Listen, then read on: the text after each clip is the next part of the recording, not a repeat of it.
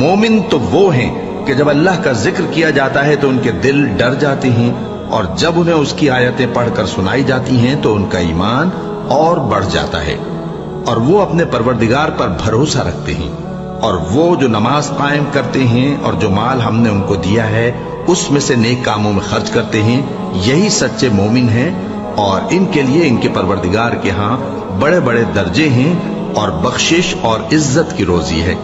کیا تم نے حاجیوں کو پانی پلانا اور مسجد حرام یعنی خانہ کعبہ کو آباد کرنا اس شخص کے اعمال جیسا خیال کیا ہے جو اللہ اور روز آخر پر ایمان رکھتا ہے اور اللہ کی راہ میں جہاد کرتا ہے؟ یہ لوگ اللہ کے نزدیک برابر نہیں ہیں، اور اللہ ظالم لوگوں کو ہدایت نہیں دیا کرتا۔ جو لوگ ایمان لائے اور وطن چھوڑ گئے اور اللہ کی راہ میں مال اور جان سے جہاد کرتے رہے، اللہ کے ہاں ان کے درجات بہت بڑے ہیں، اور وہی مراد کو پہنچنے والے ہیں۔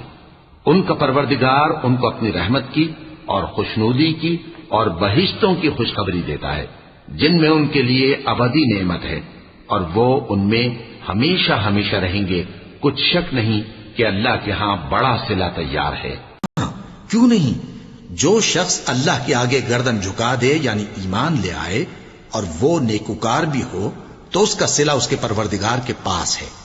اور ایسے لوگوں کو قیامت کے دن نہ کسی طرح کا خوف ہوگا اور نہ وہ غمناک ہوں گے۔